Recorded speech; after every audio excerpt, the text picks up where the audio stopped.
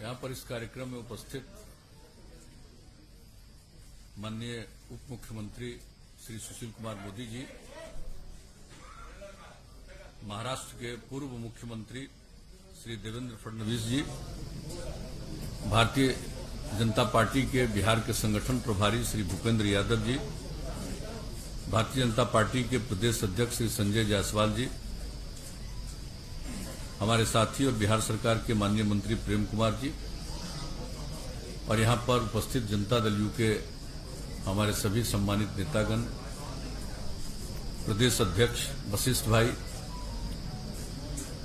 कार्यकारी अध्यक्ष अशोक चौधरी जी, विजेंद्र यादव जी, आरसीपी सिंह जी, ललन जी, मैं सबसे पहले आप सब लोगों का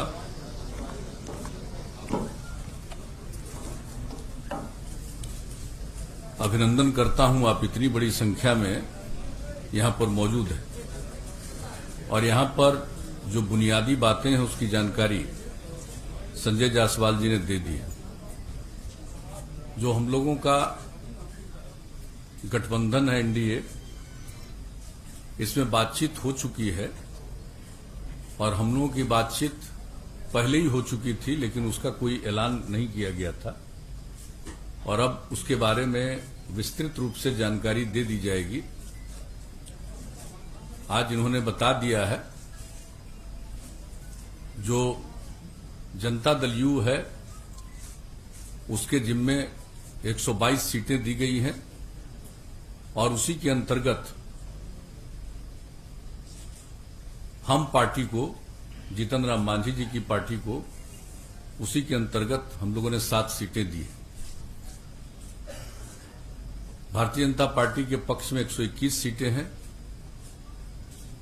और उसी के अंतर्गत इन लोगों की बातचीत, जो इन्होंने बताया कि अंतिम चरण है विकासशील इंसान पार्टी के साथ, उसी के अंतर्गत उनको सीटें देंगी। और जहां तक दोनों के बीच में कंस्टिट्यूएंसी का सवाल है, कौन कौन विधानसभा क्षेत्र किनके जिम्मे है, उसका भी निर्णय हो चुका है और मैं समझता हूं कि आज वो 122 और 121 तो है, तो बता दें लोगों को, या ऐसे ही आप रिलीज कर दीजिए, रिलीज कर दिया जाएगा ये पूरे तौर पर कि इनके जिम्मे कौन सी सीट है। हम लोग मिलकर काम कर रहे हैं और बिहार के विकास के लिए जो भी काम है वो किया गया है और इसके बाद भी आगे मिलजुल कर हम लोग काम करेंगे। एक साथ काम करते हुए हम लोगों का एक लंबा अवसर है और जो कुछ भी बिहार में हुआ है इसके बारे में सब लोगों को जानकारी। कुछ लोगों के द्वारा बिला वजह बहुत सारी बातें की जाती है, मैं उन सब चीजों का कोई महत्व तो नहीं देता। सबको मालूम है कि हम लोगों का अगर पिछले 15 वर्षों से हम लोग काम कर रहे हैं, 15वां साल है और उसके पहले 15 साल तक लोगों को काम करने का मौका मिला था, उनके द्वारा क्या किया गया था, क्या आर्थिक स्थिति थी, क्या रोजगार था, क्या कानून व्यवस्था की स्थिति थी, कितने बड़े पैमाने पर जो हत्याएं होती थी, सामूहिक नरसंहार की घटनाएं घटती थी, क्या नहीं होता था उस समय, कितने दंगे होते थे, सारी बातों से लोगों को मालूम है। और कहां कौन सा विकास का काम था, कहीं कोई सड़क था, कोई सड़क भी ठीक से था, एक भी काम नहीं था। कहां किस तरह से स्कूल चल रहा था, क्या हालत थी कॉलेजों की, यूनिवर्सिटी तक में जो शिक्षक थे, प्रोफेसर्स थे, उनको कब तनख्वाह मिलता था, कितने दिनों पर तनख्वाह मिलता था। हम लोग जब आए 2005 में और 2006 से जो हम लोगों ने काम करना शुरू किया, सब चीज समय पर करना शुरू किया, चाहे शिक्षा का क्षेत्र हो, स्वास्थ्य का क्षेत्र हो, विकास का क्षेत्र हो। और हम लोग प्रारंभ से कहते रहे न्याय के साथ विकास, यानी समाज के हर तबके का उत्थान और हर इलाके का विकास, वही काम हम लोग करते चले आ रहे हैं किसी भी क्षेत्र में। और इसके बारे में तो सबको पता है और किस तरह से हम लोगों ने काम किया। आज ये बता रहे थे अभी संजय जायसवाल जी इधर की घटनाओं के बारे में कुछ जानकारी उन्होंने दे दी और कितना ज्यादा ये जो कोरोना का प्रकोप हुआ है दुनिया भर में, कोविड-19 से दुनिया भर के लोग प्रभावित और कहीं नीचे जाता है फिर ऊपर जा रहा है। ये स्थिति एक दूसरे तरह की है, लेकिन हम लोगों ने बिहार में कितना काम किया। और आज अब देख लीजिए, जांच का भी सवाल है तो 10 लाख की आबादी पर जितनी जांच है बिहार में, देश का जो एवरेज है उससे भी 3000 ज्यादा। हमारा देश के एवरेज से भी प्रति 10 लाख की जनसंख्या पर जितनी जांच हुई या हो रही है उसमें भी हम लोग आगे हैं। और जहां तक सवाल है कि जो लोगों की मृत्यु होती है उसकी भी कमी है हम लोगों के यहां, और जो लोग ठीक होते जा रहे हैं उसकी भी संख्या हमारा 93% से ज्यादा है। तो हर प्रकार से काम हो रहा है, लेकिन बहुत तरह की बात लोग जब ये हुआ और बाहर में जो लोग थे हम लोगों के, जिसको प्रवासी कहा जाता, मैं तो प्रवासी शब्द का पक्षधर नहीं, मैं शुरू से बोलता हूं। देश तो एक है, देश के अंदर कोई एक प्रांत का दूसरे प्रांत में जाता है उसको प्रवासी कहना उचित नहीं। हर किसी को देश के अंदर जाने का अधिकार है, सारे लोग जाते हैं। बिहार में क्या दूसरे राज्य के लोग नहीं है? लोगों को ठीक से मालूम नहीं है, यहां पता नहीं है कि केरला के लोग या महाराष्ट्र के लोग बिहार में हैं कि नहीं है, तो ठीक से तो मालूम नहीं है। तो बिहार के लोग भी सब जगह जाते हैं या जहां कहीं भी इच्छा होती है जाते हैं। अब वहां थे, परेशानी में थे, तो हम लोगों ने तो एक एक लोगों से संपर्क किया और सब लोगों को जो भी है, मतलब 21 लाख लोगों को 1,000 रुपया की सहायता राज्य सरकार की तरफ से किया गया। और जो गाइडलाइन था जारी, उसमें एक जगह से दूसरे जगह जाने का नहीं था। फिर केंद्र सरकार ने निर्णय लिया अप्रैल महीने में, और जो रेलगाड़ी से आने की सुविधा की गई, कितनी बड़ी संख्या में हमारे लोग आए और लोगों के साथ कितना यहां किया गया। अलग अलग लोगों को, जिसमें था कोई 8 जगह से आए जिनकी स्थिति वहां ज्यादा ठीक नहीं थी, उनको अलग हम लोग 14 दिन तक रखे क्वारंटाइन सेंटर, और उसमें एक एक लोगों पर 5300 रुपया 14 दिन के अंदर हम लोगों ने खर्च किया। तो लोगों को तो मालूम कुछ रहता नहीं है केंद्र ने मदद किया कितना, जिसकी चर्चा इन्होंने कर दी। किस तरह से लोगों को सुविधा हो जाए, चारों तरफ से, राज्य सरकार की तरफ से किया गया। लेकिन कुछ बातें तो यूं की जाती है तो एक बात है, और हर प्रकार से हम लोग एक एक तरह का इंतजाम करके रखे हुए,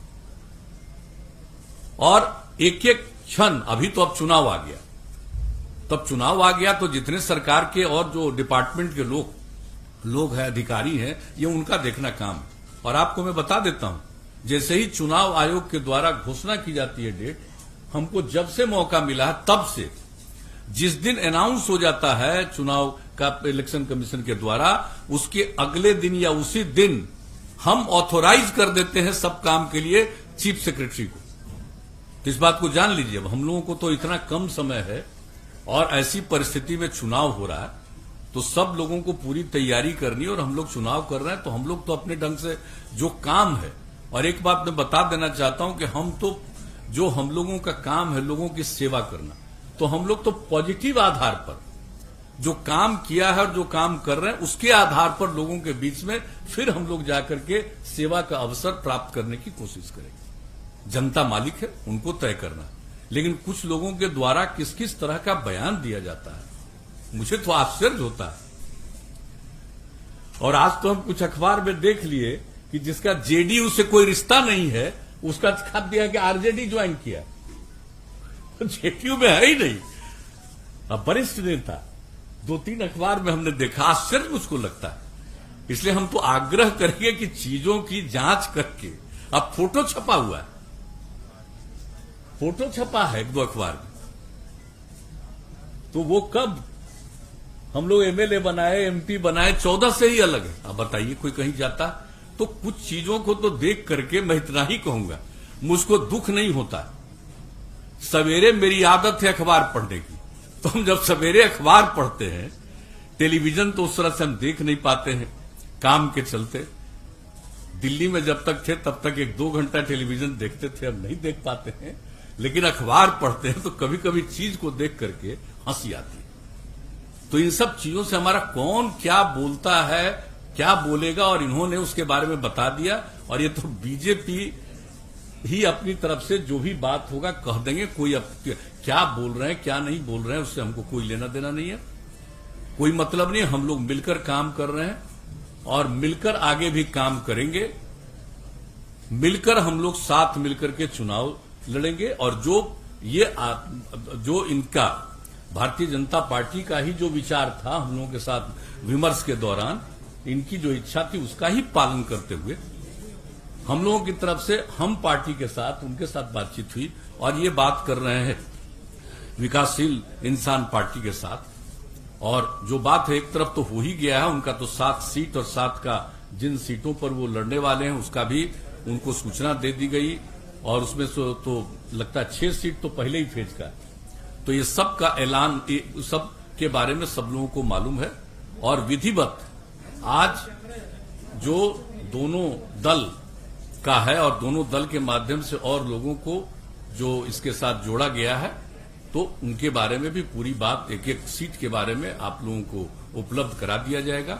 और उसके बाद फिर जो कैंडिडेट हैं अपने अपने पार्टी के लोग उसका भी ऐलान कर देंगे कि कौन कौन कैंडिडेट किस क्षेत्र के हैं, इसका भी ऐलान कर देंगे। तो हम लोग मिलकर काम कर रहे हैं, मिलकर काम करेंगे। हम लोगों के मन में किसी भी तरह की कोई गलतफहमी नहीं।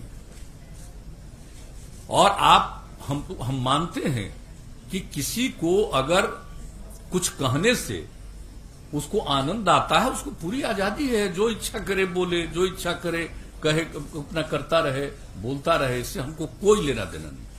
एक बात हम बहुत स्पष्टता के साथ आज कह देना चाहते हैं। लेकिन हम लोग मिलकर, जैसा कि मैंने कहा है, काम करते रहे हैं, आगे भी काम करेंगे। किसी तरह का हम लोगों के मन में कोई कंफ्यूजन या किसी प्रकार की गलतफहमी नहीं। और ये स्वाभाविक है कि इस बार ये जो स्थिति रही है कोरोना की, अब इसमें कई चीजों को काम करने को थोड़ा विलंब जरूर हुआ है। किसी भी चीज के बारे में निर्णय लेना, लोगों से बातचीत करना, वो सब होता है। लेकिन अब एक एक चीज के बारे में फैसला हो गया है और लोग अपने अपने कैंडिडेट के बारे में भी अंतिम निर्णय लगभग ले चुके हैं।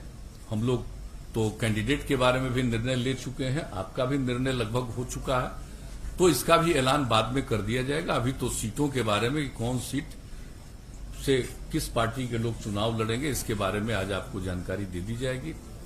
और मैं तो इतना ही कहूंगा कि भाई समाज में एक प्रेम का और भाईचारे का भाव रहना चाहिए। लेकिन ये तो हमको मालूम है कि मनुष्य का तो कुछ न कुछ हिस्सा ऐसा होता है जो इस प्रकार की बात करता है। तो ये कोई ऐसी बात नहीं है कि ये अस्वाभाविक है, ये बहुत ही स्वाभाविक है। आप देखिएगा कि चाहे लाख कुछ कर लीजिए, कुछ प्रतिशत लोग तो ऐसे होते ही हैं कि वो किस तरह से बोलेंगे, किस तरह की बात करेंगे। तो ये कोई ऐसी चीज नहीं है, ये तो चलता ही रहेगा, उससे कोई मतलब नहीं है। और जरूर बिहार को आगे बढ़ाना है हम सब लोगों को मिलकर के। एकदम बिल्कुल सक्षम बिहार हम लोग बना रहे हैं। और कितना तेजी से इसके बारे में तो हम लोग बोलते रहे। क्या बजट था भाई, कितना कम बजट था बताइए, और अब कितना बड़ा बजट है। 24,000 करोड़ रुपए का बजट होता था और हम लोग 2,11,000 करोड़ रुपए तक पहुंचा दिए बजट से लेकर के एक एक चीज के बारे में। और वो सब बात होगी तो हम लोग डिटेल भी देंगे। नौकरियों के बारे में, कितने लोगों को नौकरी हम लोगों के कार्यकाल में मिली है, कितने लोगों को सेवा करने का मौका मिला है, एक एक चीज के बारे में। तो हम लोग तो इन सब चीजों के बारे में काम करते रहे और काम ही करते रहेंगे। यही हम लोगों का कर्तव्य है।